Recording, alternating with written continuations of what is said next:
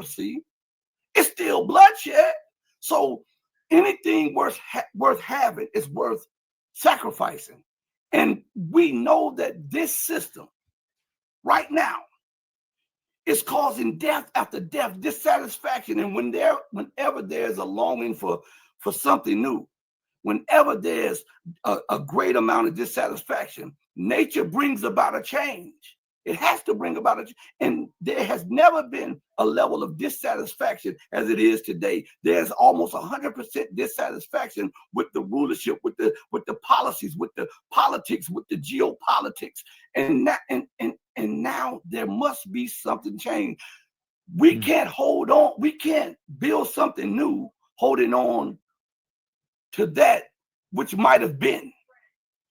It has to be something.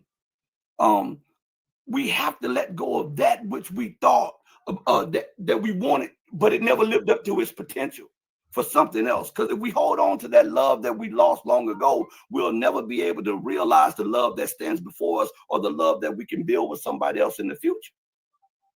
Do you think the whole world is revolutionary? I mean, I think that most people are just concerned about putting food on the table, so they're not political. I mean, they have quite small horizons, you know.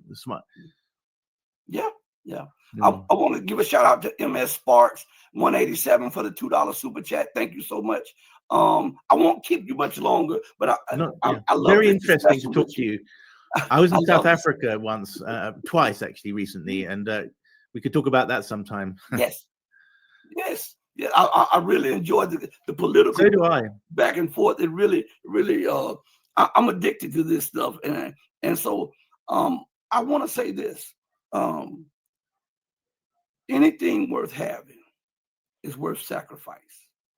Right. And just like the world went through an upheaval, and there was a lot of bloodshed when we switched from the British Empire to the U.S. Empire. Around the globe, it may have not been in the Western world, but around the globe, there's going to be bloodshed because one world is trying to hold on to the power that it once had, and a new world is coming in. Neither will let go. People are demanding something new. The people who held the reins to the old are demanding that we just reshape the old into something. But they still want to dominate. That's why I continue to go back to the rhetoric that you hear from Western leaders. America must lead. Europe is the garden, this and that, and blah, blah, blah, because that is entrenched in their mind. That is entrenched. And you cannot have something new. Jesus said it more beautifully than I could ever say it. You can't put new wine in old wineskin, lest the wineskin break and the wine spill out. Meaning that you can't if I have a glass full of dirty water, halfway full of dirty water, I would be a fool to pour the filtered water in there to try to drink it. First, I must dump the old out and clean it out, and then pour the water in it and drink it. And it would be better for my health and better in taste. And so we have to look at that. We can't look at what might have been. Go ahead. No, I'll have to think about this. As again, I'm a gradualist, and by instinct, but maybe that instinct is wrong, you know. Sometimes in our personal lives, it's best to sometimes start afresh rather than hold on. I mean, I'm iterative in the sense that you keep what's good about the past things in your life and then try and reject the bad things, right? And gradually get better and better. But I think that I don't know. I don't want to spoil the spirit of this by saying, you know, other things. So let's. I think it's a fantastic conversation. You've certainly made me rethink or think about things I might not, because I'm so focused on the war between in Europe's interests and Europe's concerns with Russia and Ukraine, and so I tend to see all positive about Trump. If not America, I'm very critical of America, although in a way, European and American civilization cross over. I mean, as you said, it's America's a child of Europe, and you say white domination and Western domination. So I don't really have anything to add. I think we're certainly in a very interesting world. The world is already multipolar, isn't it? And I read Russia Today and I guess they're also using it instrumentally in a way. The Russians are using it to hit the Europeans with. But I really think we are at the dawn of something, you know. And I think a lot of Europeans, I mean, I'm the most open-minded and aware guy you'll find, between here and, I don't know, London or something. The average person here in Europe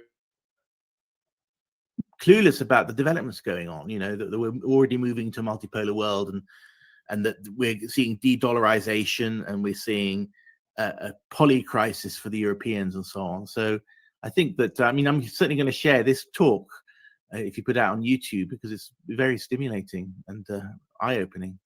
Yeah, I really enjoy it. I wish we had like another hour or two to talk, man. I really enjoyed this conversation with you. So did I, yeah. You've got to come back on, and we've got to do this absolutely again. Anytime. Maybe after Christmas. I want to take the time out to thank you for accepting my invite. I want to thank you for the respect that you've shown, and I also want to thank you for enlightening us and giving us your point of view on things. And when you come back on, we're going to talk deeper about the situation with the Ukrainian crisis, because I really want your perspective on that, and where it may lead Europe. Absolutely. As said, I mean, all these inequalities and making the world better won't matter a damn if the world is turned into a sort of radioactive ash heap. I mean, it's incredible that the left that worries about climate change, which takes 50 years, but don't worry about global heating that takes 5 seconds, in other words, an atomic bomb. Anyway, thank you very much. I want you to stay safe, stay blessed, and thank you again. Merry Christmas. Bye. Thanks a lot. All right, I'll send you the link for the video also. Great. Take care. Bye. All right, Bye. Everybody, thank you. I want you all for joining me on the most powerful platform for truth. Seriously, this is what I'm talking about. I like thought-provoking conversations. I want everybody to be able to use that gray matter. I want everybody to be able to peer through all of the foolishness, the propaganda, and all of the fog and the noise of war. I want us to be able to converse with each other intellectually and in a civilized way. Because we don't always have to agree, but we can be agreeable to disagree. And that's the sign of a civilized person. So I want to take this time out to say, I hope that the time that you spent with me today was worth it, and that you got your money's worth. So in the end, I want to say to you all, remember to do right by others, not because there's some material gain to be had, not because there's some accolades or anything behind it.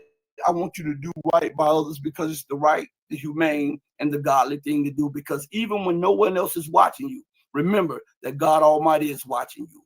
As my great, late, beautiful, and excellent mother would always say, God sits high on the throne of power, but he looks low at the actions of man. Know that I love each and every one of you who loves truth, but know that the love that I have for you will always pale in comparison to the love that the true and living God has for you. Until we next speak again, stay strong, stay true, but above all things, remember to stay righteous. Because remember, righteousness is the only thing that's going to get you out of here. Hey, mama, your baby boy loves you more than life. Thank you, everybody, from the bottom of my heart to the depth of my soul. Peace. We're out of here.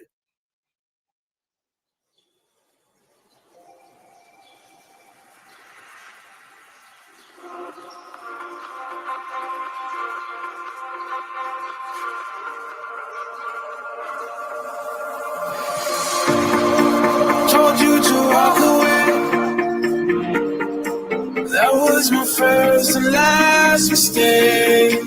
I'm blue without your face. But what can I do? 'Cause I'm just a sinking ship, and you're just a pair of lips that I've lost in the moment. All I want is for you to come back.